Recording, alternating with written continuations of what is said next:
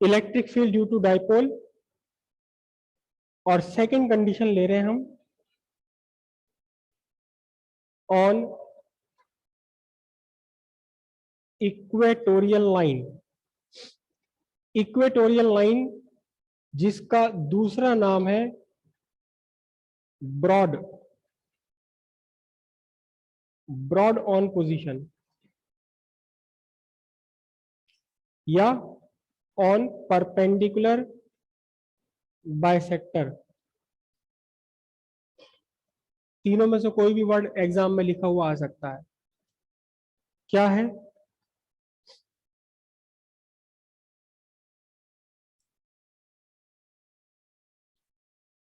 एक डाइपोल है A B, plus q minus q charge,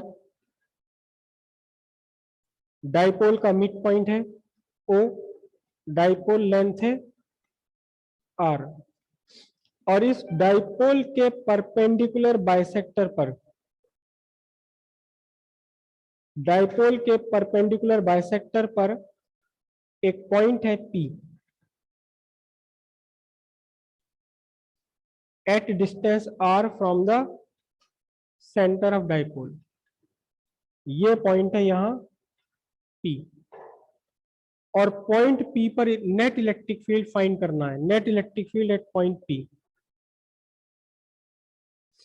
net electric field at point P. तो पहले वाले की तरह यहां दो इलेक्ट्रिक फील्ड है पॉइंट पी पर, दो इलेक्ट्रिक फील्ड है।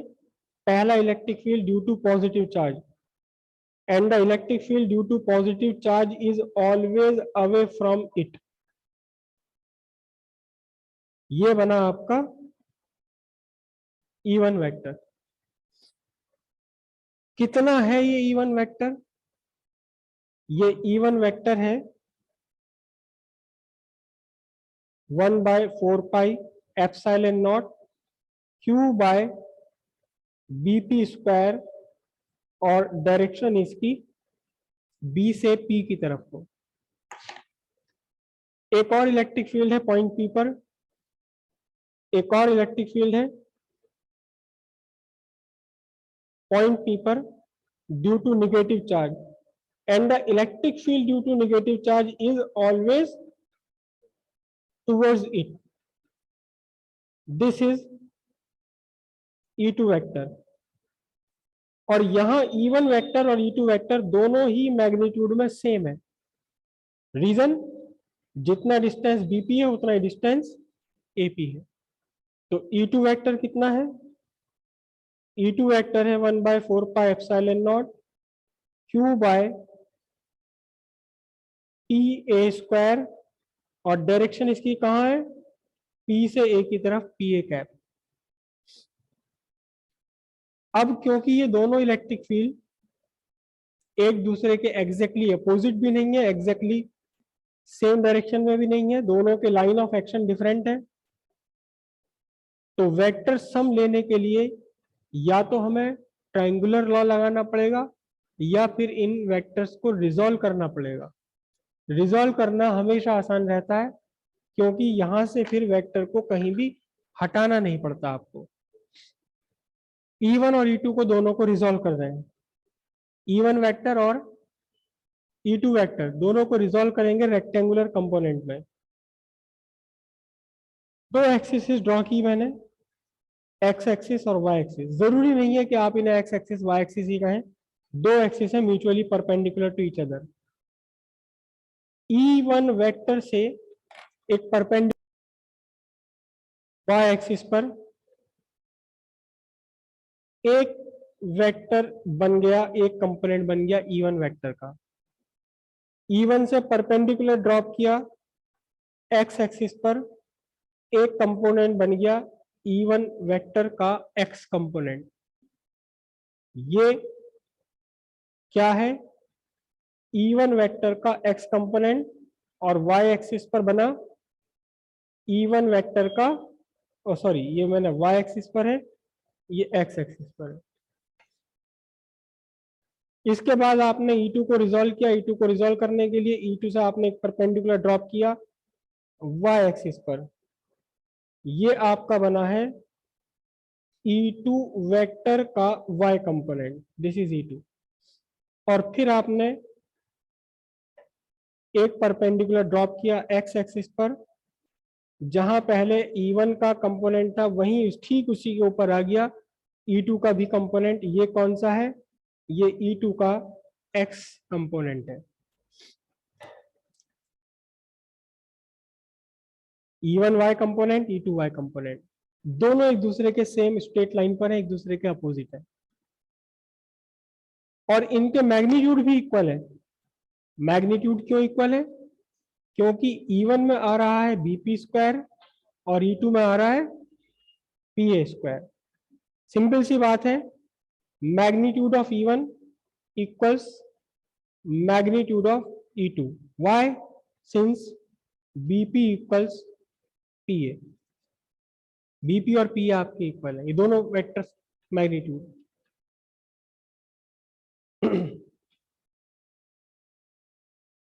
वापस यहीं आ जाए, एक एंगल जो एक्स एक्सिस से बनाया है E1 वेक्टर ने और E2 वेक्टर ने, दिस एंगल इज थीटा। ये एंगल भी इक्वल एंगल ही रहेगा, सिमेट्री थीटा। तो अब आपका E1 कंपोनेंट क्या बना? E1 का y कंपोनेंट क्या बना? E1 का y कंपोनेंट क्या बना? Sign component.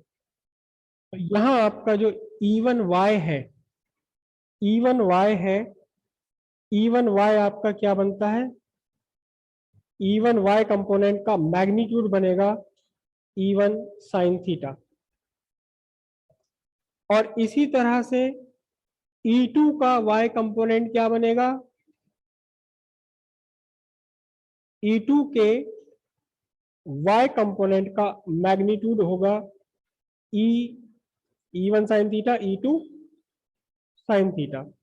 लेकिन E1 और E2 के मैग्नीट्यूड्स इक्वल है, दोनों के साथ साइन लगा हुआ है, तो इसका मीनिंग क्या हुआ? Since E1 y vector and E2 y vector are equal in magnitude and acting opposite to each other, hence cancel out नहीं करते कभी भी, बैलेंस ईच अदर। दोनों ने इन्हें बैलेंस कर दिया, मतलब y एक्सिस के अलोंग आपका कोई कंपोनेंट नहीं बचा। लेकिन अगर आप देखें ध्यान से, तो E1 का x कंपोनेंट और E2 का x कंपोनेंट दोनों एक ई लाइन पर आ गए, एक दूसरे के सेम डायरेक्शन में आ गए। तो इसलिए net electric field at point P equals vector sum of x component of E1 and x component of E2। Since E1 x vector and E2 x vector are acting along same straight line in the same direction, क्या करेंगे ये? Get added up. तो net electric field at P, net electric field at P कितना बना? Vector sum of E1 का x component plus vector of E2 का x component. Value substitute कर दीजिए यहां। E1 कितना है? ये रहा, E2 ये रहा। इसमें AP और BP दोनों इक्वल है, पहले हम यही निकाल लेते हैं। AP और BP कितने हैं? AP इक्वल्स BP, दोनों ही इक्वल है और दोनों का ही मैग्नीट्यूड है square root of R square plus L square. Triangle बन रहा है, देखो ये राइट ट्राइंगल, ये R है आपकी साइड कौन सी? OP, और AO कितना है? L। तो हाइपोटेन्यूज कितना आया? Square root of R square plus L square, दोनों साइड में। करेक्ट। तो E1 में भी यहां क्या आना है? क्या आना है? Under R square plus L square whole square होने के बाद में यहां भी दोनों में सेम आना है। ठीक है, तो अब आप क्या करेंगे? दोनों पे एक्स कंपोनेंट। अब जरा ध्यान से देखिएगा, जो E1 का एक्स कंपोनेंट है इसकी डायरेक्शन कैसी है, इसकी डायरेक्शन है पॉजिटिव प्लस क्यू से निगेटिव क्यू की तरफ, जबकि पी वेक्टर की डायरेक्शन कहाँ होती है, तो E1 एक्स की डायरेक्शन कहाँ है, निगेटिव पी की तरफ, या हम इसे क्या कहेंगे, हम B2A कहेंगे, इसे BA कैप लिखा जा सकता है इसमें। और इसी तरह E2 एक्स कंपोनेंट का भी क्या बनेगा बताइए, unit vector BA cap. Simple सी बात है, दोनों BA कैप का आ रहे हैं, तो दोनों को जब आप ऐड करेंगे, दोनों का मैग्नीट्यूड सेम है, तो 2 into 1/4πε0 Q by AP square, और वेक्टर कौन सा है बताओ, BA कैप। ठीक है, AP और BP आपने पहले ही फाइंड कर लिए, कितने हैं,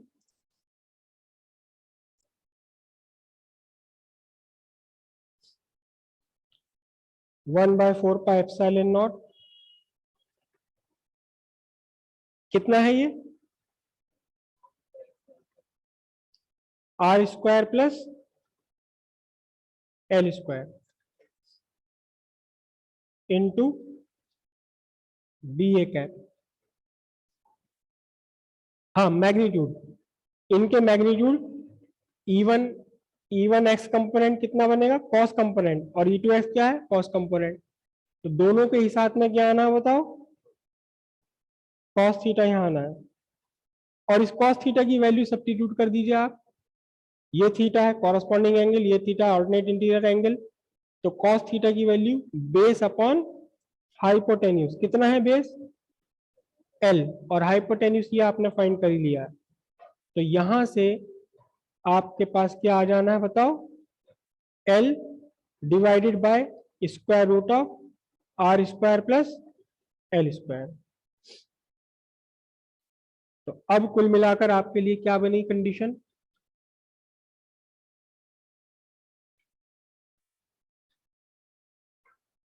EP vector equals 1/4πε0 Q into 2L को मैंने क्या लिख लिया, P divided by R square plus L square की to the power 1, and this is R square plus S square to the power 1/2, तो बनता है R square plus L square to the power 3/2, और वेक्टर कौन सा है, BA cap.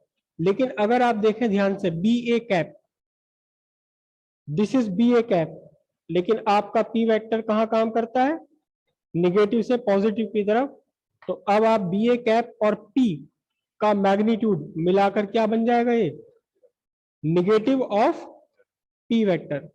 कुल मिलाकर आपका इक्वेशन बनती है EP vector equals 1/4πε0 negative of P vector R square plus L square to the power 3/2 newton पर coulomb. This is the equation for electric field on equatorial line applicable for all the values of R and L। Second case में, next case में क्या करेंगे, R is much larger than L, simply L square को यहां से आप हटा देंगे, तो आपकी इक्वेशन बनेगी EP vector equals 1/4πε0 minus P vector divided by R³ newton पर कूलम। जबकि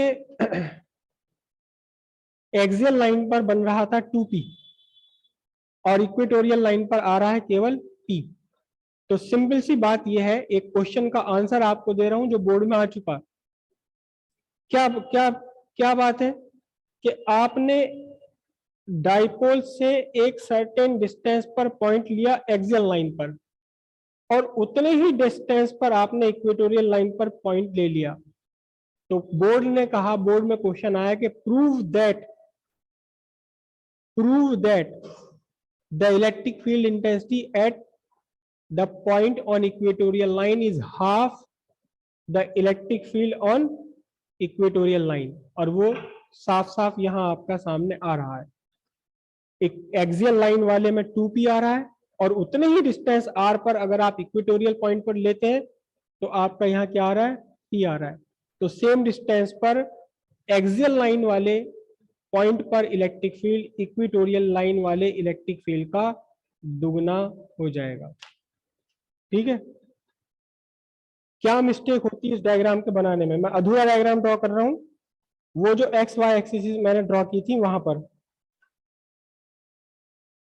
ये आपका E1 वेक्टर है और ये आपका E2। अक्सर E1 और E2 छोटे बड़े बना दिए जाते हैं एग्जाम डायग्राम में।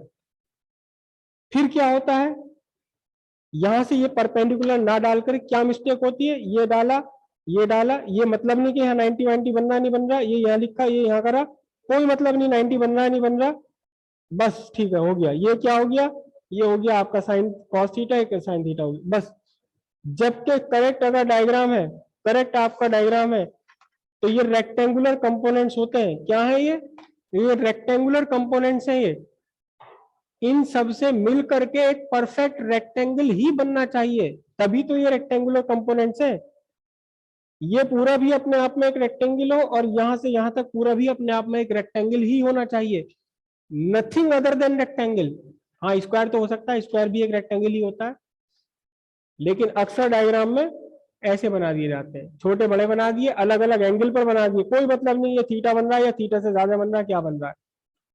और फिर कोई मतलब नहीं यहाँ परपेंडिकुलर जा रहा है 90 बन रहा है नहीं बन रहा है, एक ने यूं खींची लाइन एक ने यूं खींची लाइन, हो गया देखो